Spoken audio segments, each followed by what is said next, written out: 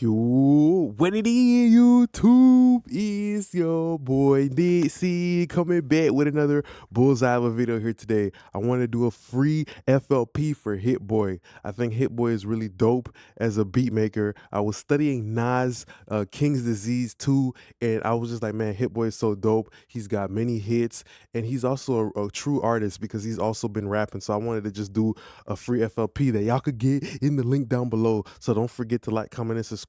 Suggest more producers I should do these free FLPs for. First thing first, we have right here is going to be the low end. I noticed that a lot of times with Hit Boy's low end, it's very solid, very controlled, with still a good amount of bounce. So, I like to use something like a L2 on my limiters. I like how it has the dithering inside of it, which adds some noise to the 808, which always kind of makes it just feel more present. And yeah, I just love using limiters because they actually have a way of, rather than boosting mid-range in an 808, it's squeezing the mid-range and using the natural pulp, lemon, the lime, the seeds and the juice out of the instrument. Then after that, I noticed that a lot of times on the Kings 2 project, like the low end was very warm. Okay, so that's why I would use something like tape. Tape saturation has a very natural low mid bump property. So we would take advantage of something like that. And I also like using these little tone, bands and stuff like that. They also add more emphasis. So I think that's a great way to sculpt 808 is using a saturation and also limiting. Okay. For his sub basses or his longer basses, I think that something like Big Clipper too is good. I think that clipping is actually pretty decent because sometimes Nas's music, because he's using like older instruments, vintage stuff, you still kind of want to give it some modern Chick-fil-A seasoning sauce, okay? And sometimes clipping, that is what is like, nowadays used a lot. The digital distortion from these clippers, just kind of simmered on top, gives a classic taste, but with the new smell. You know what I mean? So it's just a situation like that where it's like a vintage Mercedes Benz. They're all cars, but this is just a newer model. Maybe we done took an old school car. Now we put a touch screen, a dash pad or dashboard inside of it. Getting the best of both worlds. Okay, and same goes with the kick. I would also apply something like a big clipper. And I just like how this thing, it makes stuff knock a lot. So you could use the drum puncher preset, and this kick is a little bit different because you have the ability to play around with the frequencies and how you're shifting distortion on the top and the bottom and everything like that, and all within a parallel blend knob. Parallel blend knob kind of gives it an advantage over the FL Studio clipper because it doesn't have a parallel saturation.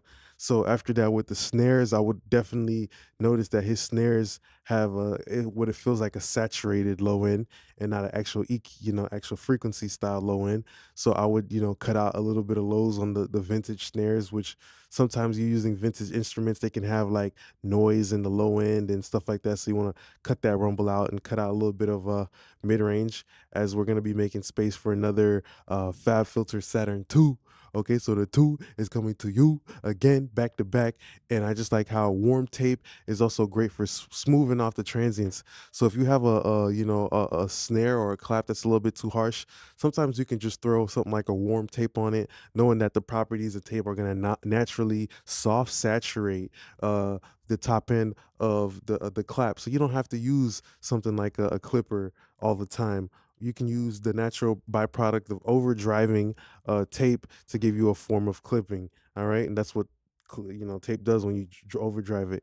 For the hi-hats, they're always pretty warm.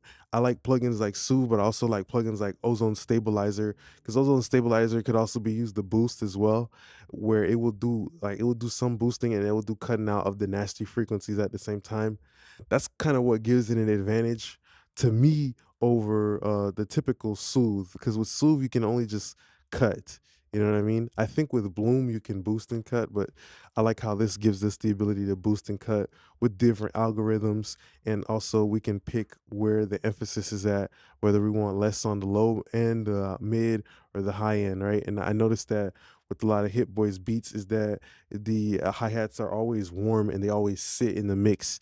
They're like that one person who's sitting in the passenger seat in the car. They're sitting in there, they're not in control. They're just sitting and they're just a part of the ride, which is the song.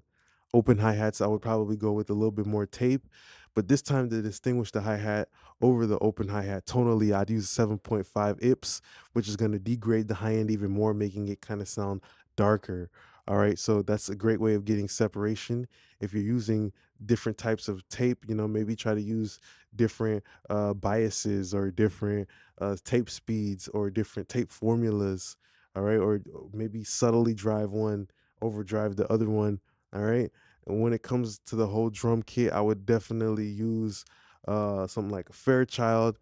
That's just because the rhythm of a lot of Hit Boy's beats are slow when he's working with Nas specifically. It's that slower, more analog stuff. And you kind of always want the tone of the drums to be cohesive with the tone of the samples. So if he's using vintage samples, it wouldn't be a bad idea to get the drums to just have a little bit of vintage flavor, just so it feels like a cohesive full course meal. All right. So yeah, for the keys, I would use the LA2A Gray. I love the way this optical compressor shimmers, and it's also going to add some density to the mid-range because it has the optical component and it has transformers inside of it. All of this is together pretty much is going to give some weight to any keys that you want to run this through, and that's why I like this a lot, especially compressing it about 1 to 3 dB. It really brings out sustain as well. It can make a musical instrument sound longer than what it really is. Then we have the pads, just a combination of the 6176, a very warm preamp, as well as the quick controlling compressor of an 1176 would be great for pads, really holding them and making them stay in place with a medium release time.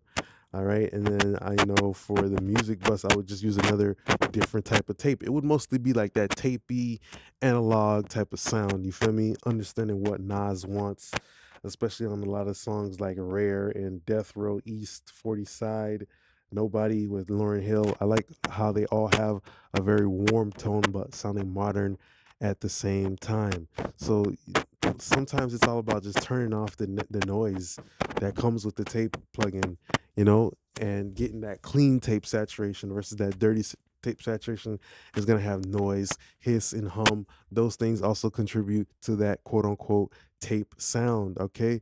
We find ourselves having the Neve 1073, the CO1B, that's kind of like the pretty generic, warm, type of vibe that I feel like would work for Nas.